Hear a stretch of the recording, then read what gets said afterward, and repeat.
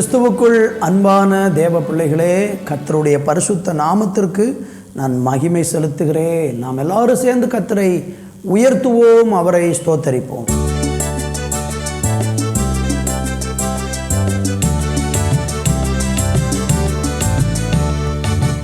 என்னோடு கூட இருப்பார் இயேசு, எப்போதும் கூட இருப்பார். என்னாலும் கூட இருப்பார் இயேசு, எப்போதும் கூட இருப்பார். கலங்கிட மாட்டேன், நான் கலங்கிட மாட்டேன், கைவிட மாட்டார் இயேசு, கைவிட மாட்டார். கலங்கிட மாட்டேன், நான் கலங்கிட மாட்டேன், கைவிட மாட்டார் இயேசு, கைவிட மாட்டார்.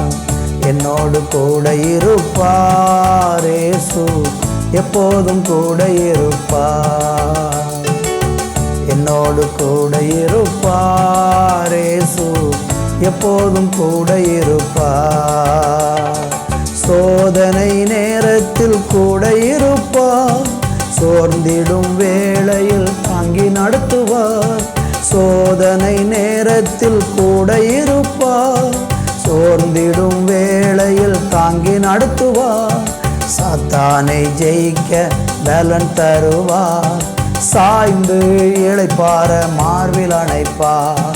சாத்தானை ஜெயிக்க பலன் தருவார், சாய்ந்து இளைப்பாற மார்பில் அணைப்பார். என்னோடு கூட இருப்பார் இயேசு, எப்போதும் கூட இருப்பார். என்னோடு கூட இருப்பார் இயேசு, எப்போதும் கூட இருப்பார். கலங்கிட மாட்டேன், நான் கலங்கிட மாட்டேன், கைவிட மாட்டார் இயேசு, கைவிட மாட்டார். கலங்கிட மாட்டேன், நான் கலங்கிட மாட்டேன், கைவிட மாட்டார் இயேசு, கைவிட மாட்டார். என்னோடு கூட இருப்பார் இயேசு, எப்போதும் கூட இருப்பார். என்னோடு கூட இருப்பார் இயேசு, இப்போதும் கூட இருப்பார். நல்ல தகப்பனே, ஒவ்வொரு நாளும் எங்கள் கூட நீர் இருப்பேன் என்று வாக்கு பண்ணியிருக்கீங்க. உலகத்தின் முடிவு பரியந்தமும் சகல நாட்களும் நான் உங்களுடனே கூட இருக்கிறேன் என்று வாக்கு பண்ணினேன். எங்கள் ஆண்டவராகிய இயேசுவின் நாமத்தில் உங்களை நாங்கள் உயர்த்தி மகிமைப்படுத்துகிறோம். இப்பொழுது நீ எங்களோடு கூட இடைபட போகிறதற்காக நன்றி. ஒவ்வொருவருக்குள்ளையும் தெய்வ பிரசன்னம் இறங்கி வருவதாக. ஆவியானவர் ஒவ்வொருவரையும் தொடுவீராக. பலவீனத்திலே, போராட்டத்திலே, நெருக்கத்திலே ஆண்டவரே இருக்கிற ஜனங்கள் உம்முடைய வெளிச்சத்தை காண, இருளில் இருக்கிறவர்கள் வெளிச்சத்தை காண, சமாதானத்தை பெற்றுக்கொள்ள உதவி செய்தார்கள். இயேசுவின் நாமத்தில் பிதாவே, ஆமேன், ஆமேன். அன்பு தேவப்பிள்ளைகளே, இந்த நாளில் நம்ம தியானிப்பதற்காக மத்தேயு எழுதின சுவிசேஷம் 28ஆம் அதிகாரம் அதனுடைய 20வது வசனத்தை வாசிக்கிறேன். நான் உங்களுக்கு கட்டளையிட்ட யாவையும் அவர்கள் கைக்கொள்ளும்படி அவர்களுக்கு உபதேசம் பண்ணுங்கள். இதோ உலகத்தின் முடிவு பரியந்தம் சகல நாட்களிலும் நான் உங்களுடனே கூட இருக்கிறேன் என்றார். ஆமேன்.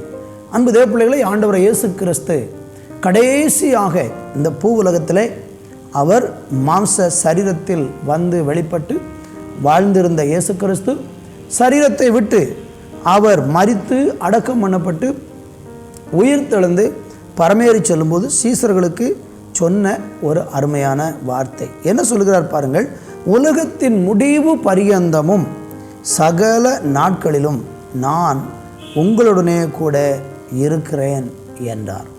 அன்பு தேவப்பிள்ளைகளே, தேவன் நம்மோடு கூட இருப்பதாக வாக்குத்தத்தம் பண்ணியிருக்கிறார். ஆண்டவராகிய இயேசு கிறிஸ்துவை குறித்து நீங்கள் வேதத்தில் படிக்கும்போது அவர் இந்த பூமிக்கு வந்த அல்லது வெளிப்படும் போதே அவருக்கு ஒரு பெயர் சூட்டப்பட்டது. மாம்ச சரீரத்தில் இயேசு வந்தபோது அவருக்கு ஒரு பெயர் சூட்டப்பட்டது. என்ன பெயர் என்றால் இம்மானுவேல் என்று அவருக்கு பெயரிடுவாயாக என்று தூதன் சொல்லுகிறதை பார்க்கிறோம். மத்தேயு சுவிசேஷத்தில் முதலாம் அதிகாரத்தில் நீங்கள் அதை பார்க்க முடியும். இம்மானுவேல் என்று அவருக்கு பெயரிட வேண்டும் என்று சொல்லப்பட்டிருக்கிறது. இம்மானுவேல் என்றால் என்ன அர்த்தமாம்? தேவன் நம்மோடு கூட இருக்கிறார் என்பதுதான் அதனுடைய பொருள். இம்மானுவேல் என்பதற்கு தேவன் நம்மோடு கூட இருக்கிறார். அப்படியான நல்லா கவனிக்கணும். தேவன் ஜனத்தோடு கூட நம்மோடு கூட ஒவ்வொரு நாளும் இந்த பூமியில் இருப்பேன் என்று வாக்கு பண்ணுகிறார். பல இடங்களிலே நமக்கு தேவன் மிகவும் மிகவும் சமீபமாய் இருக்க வேண்டியது அவசியமாக இருக்கிறது. வாழ்க்கையில் சில நேரங்களில் நாம் நம்முடைய பலத்தையும் நம்முடைய சுயத்தையும் சார்ந்து சில நேரம் வாழ்ந்து கொண்டிருப்போம். ஆனால் அதிலெல்லாம் நமக்கு தோல்வி ஏற்பட்டு அந்த தோல்வி நடுவில் என்ன செய்வது என்று தெரியாமல் இருக்கிற நேரத்தில் யாருமே நமக்கு உதவி செய்வதற்கு இல்லை, அல்லது யாரும் நமக்கு உதவி செய்யவே முடியாது என்கிற ஒரு நிலை ஏற்படுகிற சமயத்தில் தேவன் நம்மோடு கூட இருக்கிற அந்த அனுபவத்தை நம்ம ருசிக்க முடியும். நீங்கள் உங்கள் வாழ்க்கையில் ஒருவேளை தேவன் உங்கள் கூட இருப்பதை இதுவரையிலும் அனுபவிக்காமல் இருந்திருப்பீர்கள் என்று சொன்னால், உங்கள் வாழ்க்கையில் எல்லாராலும் புறக்கணிக்கப்பட்டு யாருமே உங்களுக்கு உதவி செய்வதற்கு இல்லை என்கிற ஒரு நிலை ஏற்படும் போது நீங்கள் தேவனை நோக்கி கூப்பிட்டு பாருங்கள், தேவனை நோக்கி மன்றாடி பாருங்கள். ஒருவேளை மருத்துவர்கள் உங்களை கைவிட்டிருக்கலாம், பொருளாதாரத்தில் எல்லாரும் உங்களை விட்டு கைவிட்டிருக்கலாம், உங்களுக்கு யாராலும் உதவியே செய்ய முடியாது என்கிற ஒரு நிலைக்கு நேராக நீங்கள் தள்ளப்பட்டிருக்கலாம். அப்படிப்பட்ட ஒரு சூழ்நிலையில் நீங்கள் இன்றைக்கு வாழ்ந்து கொண்டிருக்கிறீர்கள் என்றால் நான் உங்களுக்கு சொல்லுகிறேன், உங்கள் கூட இருந்து உங்களுக்கு உதவி செய்ய ஒருவர் இருக்கிறார். வேத புஸ்தகத்தில் சகரியாவின் புஸ்தகம் 2ஆம் அதிகாரம் 5வது வசனம் இப்படி சொல்லுகிறது: நான் அதற்கு சுற்றிலும் அக்கினி மதிலாயிருந்து அது நடுவில் மகிமையாயிருப்பேன் என்று கர்த்தர் சொல்லுகிறார். பார்த்தீங்களா, ஆண்டவர் சொல்லுகிறார், நான் உங்கள் நடுவில் அதனை சுற்றிலும் அக்கினி மதிலாக இருப்பேன் என்று சொல்லுகிறார். ஒரு பெரிய பாதுகாப்பு. தேவனுடைய பிள்ளைகள், அவரை விசுவாசிக்கிறவர்களுக்கு ஒரு பெரிய பாதுகாப்பை கொடுக்கக்கூடிய ஒரு அருமையான வசனமாக இருக்கிறது. இன்றைக்கு உங்கள் வாழ்க்கையில் தேவன் உங்கள் கூட இருக்க வேண்டும் என்று நீங்கள் விரும்புகிறீர்கள் என்றால், உங்கள் இக்கட்டான சூழ்நிலையில் இந்த தேவனை நோக்கி ஒரு நிமிடம் கூப்பிட்டு பாருங்கள். வியாதி படுக்கையில் இருக்கிறீங்களா? கூப்பிட்டு பாருங்கள். மனுஷரால் புறக்கணிக்கப்பட்டுட்டீங்களா? கூப்பிட்டு பாருங்கள். அல்லது தனிமையிலே மிகவும் தவிக்கிறீர்களா? கூப்பிட்டு பாருங்கள். எல்லா மனிதனாலும் நீங்கள் ஏளனம் பண்ணப்பட்டு அற்பமாய் எண்ணப்பட்டு யாருக்குமே உங்களை வேண்டாம் என்கிற ஒரு நிலைக்கு நேராக நீங்கள் தள்ளப்பட்டிருக்கிறீர்களா? கவலைப்பட வேண்டாம். உங்களுக்கு உதவி செய்யவும், உங்கள் கூட இருக்கவும், உங்கள் கூட இருந்து உங்களுக்கு நன்மை செய்கிற ஒரு தேவன் இருக்கிறார். அவர் நம்ம கூடவே இருந்து நம்முடைய எல்லா இக்கட்டிலும் நமக்கு நிச்சயமாக உதவி செய்து நம்மை ஆசீர்வதிக்க வல்லவராக இருக்கிறார். ஏசாயா தீர்க்க தரிசன புஸ்தகத்தில் 41வது அதிகாரத்தில் நீங்கள் படித்து பார்த்தீங்கன்னா ஆண்டவர் சொல்றாரு, பயப்படாதே, நான் உன்னுடனே கூட இருக்கிறேன். அப்போ நம்ம கூட இருக்கிறேன் என்று சொன்ன அந்த தேவன், அப்போ ஒரு மனுஷனுக்கு பயம் வரும்போது கூட யாருமே இல்லை, உதவுவதற்கு யாருமே இல்லை. ஆனால் அந்த மாதிரி சமயங்களில் நம்ம கூட இருந்து நம்மளை திடப்படுத்துகிறவரும் நம்மளை தைரியப்படுத்துகிறவரும் ஆண்டவராய் இயேசு கிறிஸ்து மாத்திரம்தான். சில நேரங்களில் பாருங்கள், எல்லாரும் நம்மளை விட்டுட்டு போயிடுவாங்க. ஆனால் யாருமே இல்லாத நேரத்தில் ஒருவர் மாத்திரம் நம்ம கூடவே இருந்து நம்மளை நேசித்து அருமையாய் நடத்துவார்.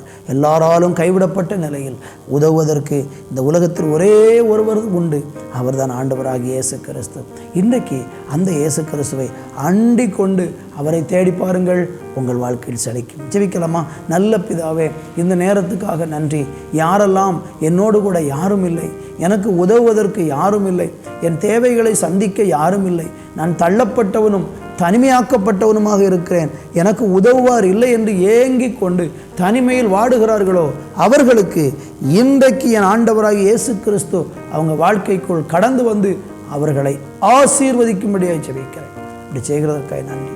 இயேசுவின் நாமத்தில் பிதாவே, ஆமேன், ஆமேன்.